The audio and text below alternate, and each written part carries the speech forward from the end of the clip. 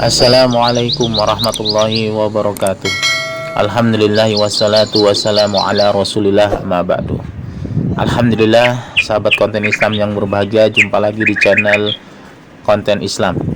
Baik, di video kali ini kita akan bersama-sama menyaksikan atau ceramah dari Ustadz Khalid Basalamah tentang benarkah memperbaiki sholat maka Allah akan mencukupi kehidupan kita dunia dan akhirat.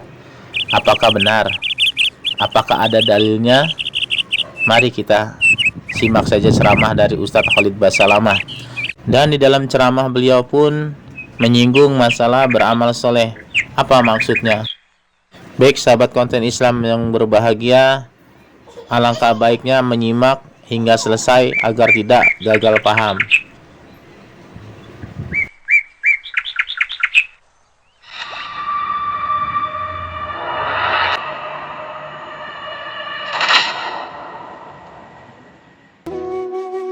Orang mukmin yang cerdas, dia selalu fokus kepada hal-hal yang diperintahkan yang wajib itu, ibadah. Dengan sendirinya dosa akan dia tinggalkan. Dan dia harus melihat bahwasanya peluang ibadah ini adalah peluang ibadah saya yang terakhir. Makanya Nabi Muhammad SAW itu, kalau beliau akan takbiratul ihram, beliau biasa menghadap ke makmumnya sambil mengatakan, "Sallu salatal muwadda'ah." Salatlah seperti salat perpisahan. Anggap setelah sholat ini meninggal, sehingga selalu kita jadikan sebagai hal yang terbaik yang kita bisa lakukan pada saat itu.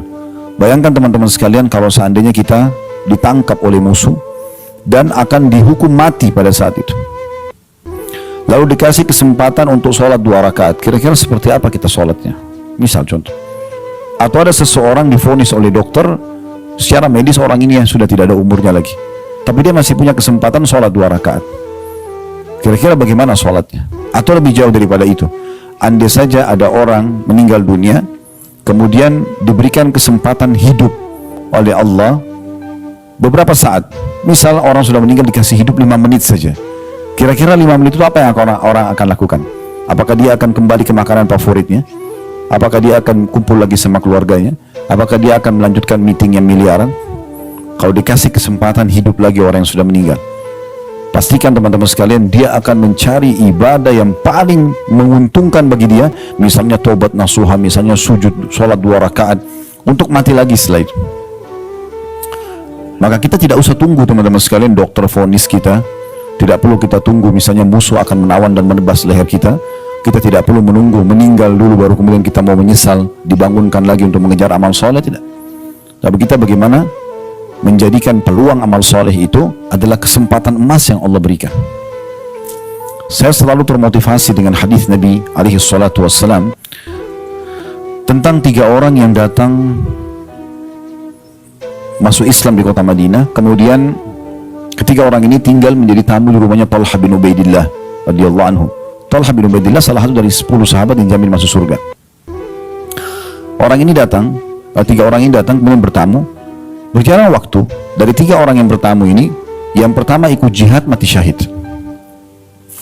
Berjalan waktu lagi, dikumandangkan lagi jihad, orang yang kedua ikut berperang mati syahid lagi.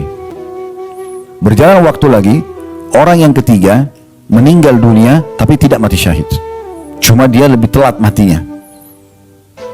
Berjarak, yang pertama mati syahid, beberapa hari kemudian meninggal lagi yang kedua mati syahid. Berjalan lagi waktu, orang yang ketiga meninggal tapi mati di atas ranjangnya saja. Talha bin Ubaidillah radhiyallahu anhu mimpi, Allah mimpikan melihat ketiga orang ini. Dia lihat di surga, diperlihatkan di surga ketiga orang ini, yang orang pertama meninggal di bagian belakang, yang kedua meninggal di depannya, yang terakhir meninggal paling depan yang tidak mati syahid. Artinya paling bagus derajatnya, paling besar pahalanya, padahal dia tidak mati syahid. Maka Talha bin Ubaidillah bertanya kepada Nabi SAW, "Ya Rasulullah, ketiga orang yang datang masuk Islam, datang ke rumah saya itu, yang mereka yang duanya mati syahid, yang satunya mati di atas ranjang, saya mimpi mereka di surga. Tapi yang membuat saya heran, kenapa orang yang bukan mati syahid itu justru yang paling depan, yang paling bagus fasilitasnya?" Maka Nabi SAW menjawab mengatakan, "Wahai Talha, kenapa kau heran? Mana perhitunganmu dari sholat-sholat dia yang sempat dia kerjakan, yang tidak sempat atau tidak bisa dikerjakan oleh orang yang mati terlebih dahulu daripada dia, walaupun selisih cuma berapa hari. itu sudah cukup membedakan derajat mereka di surga. Dalam riwayat yang lain, ada dua orang bersahabat di masa Nabi SAW, yang satu mati syahid. Seminggu kemudian sahabatnya mati tapi bukan mati syahid, mirip dengan kisah tadi. Lalu pada saat Nabi SAW mensolati jenazah yang kedua yang mati biasa, Nabi SAW sengaja tanya para sahabat. Kata beliau, kira-kira menurut kalian bagaimana perbedaan derajat antara orang ini sama sahabat yang meninggal pekan lalu? Spontan semua sahabat mengatakan, ya Rasulullah, semoga orang ini bisa menyusul derajat temannya yang meninggal minggu lalu, pekan lalu. Karena yang meninggal pekan lalu mati syahid. Di pikiran para sahabat, ini pasti lebih rendah derajatnya. Pasti mudah-mudahan dengan persahabatannya ini malah mencapai bisa diangkat ke derajatnya orang yang meninggal pekan lalu.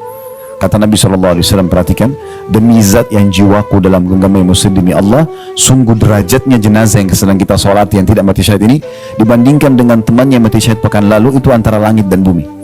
Lebih tinggi orang ini karena dia sempat ibadah kepada Allah selama sepekan saja. Sempat dapat Jumat sekali, sempat sholat 5 waktu setiap harinya, sempat sedekah beberapa dirham dan dinar pada saat itu ya.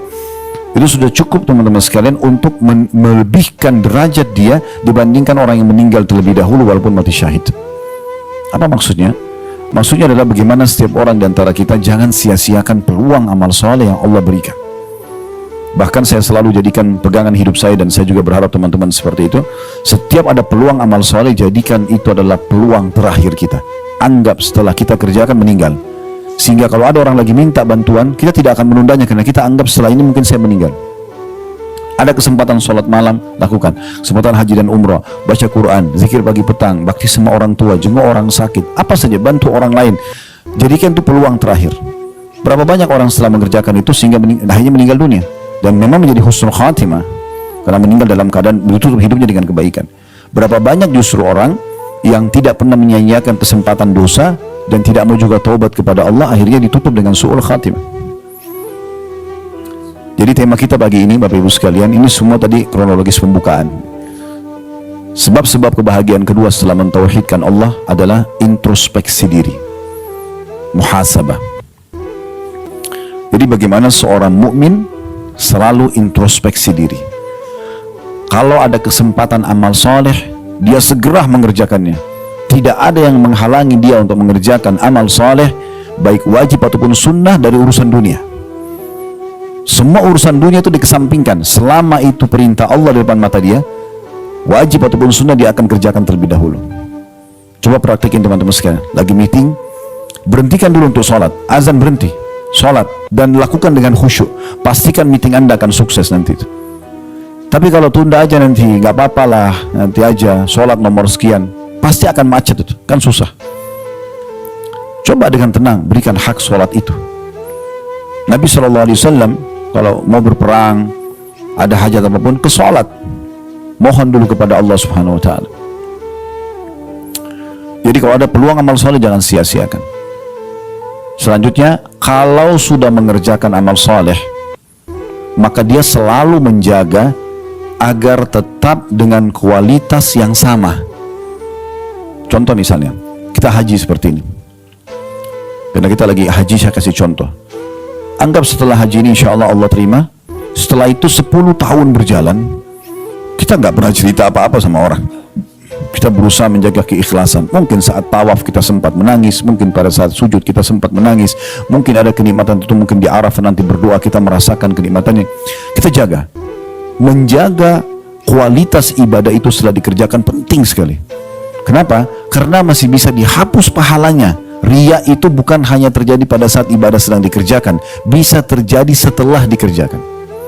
Sekarang kita sedekah ini ikhlas.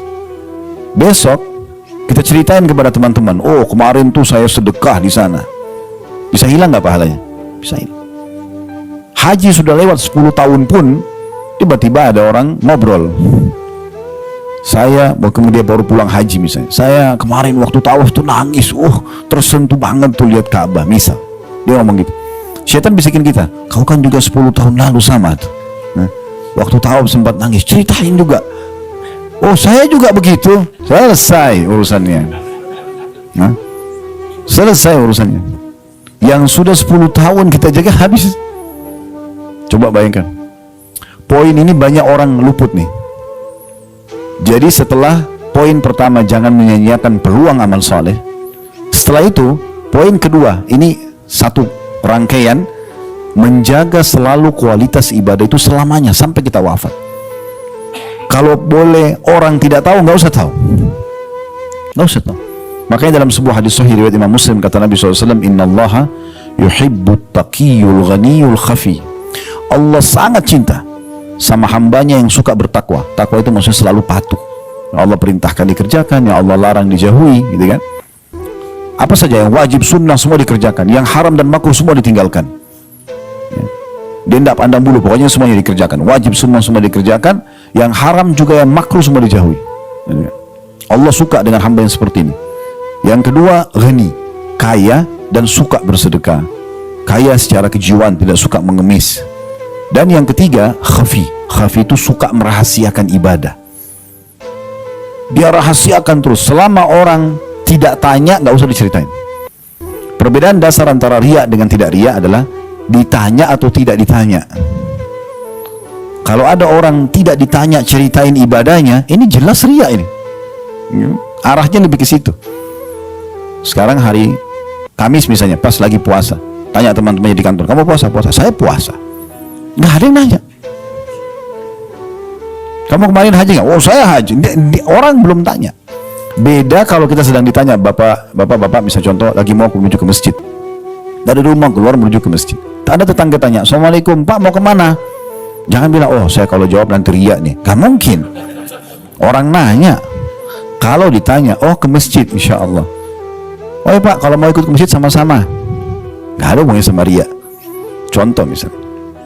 Nah ini poin kedua penting sekali, menjaga kualitas ibadah itu. Jadi bukan hanya pada saat dikerjakan, pada saat sesudah dikerjakan pun selalu jaga.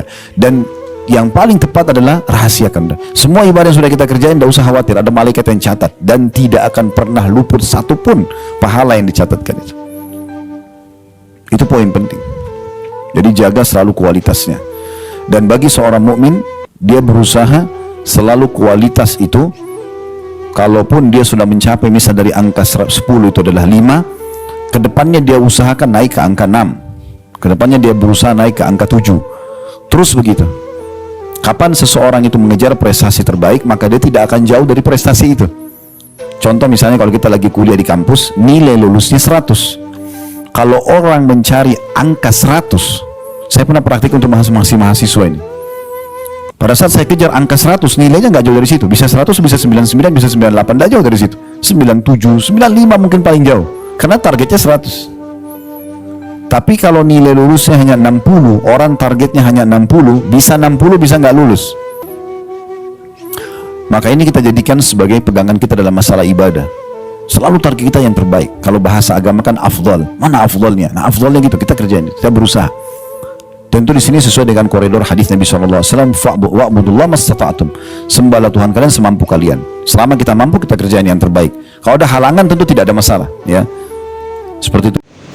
Alhamdulillahirrahmanirrahim. Sahabat konten Islam yang berbahagia, kita sudah sama-sama mendengarkan ceramah dari Ustadz Khalid Basalamah. Semoga apa yang beliau sampaikan bermanfaat untuk kita, dan semoga kita Allah istiqomahkan ibadah hingga akhir hayat kita. Amin ya rabbal alamin. Baik sahabat konten Islam yang berbahagia, kita akhiri dulu video kita di sini, dan subhanakallahumma wa bihamdika asyhadu alla ilaha illa anta astaghfiruka wa atubu ilaik. Akhir dakwah, assalamualaikum warahmatullahi wabarakatuh.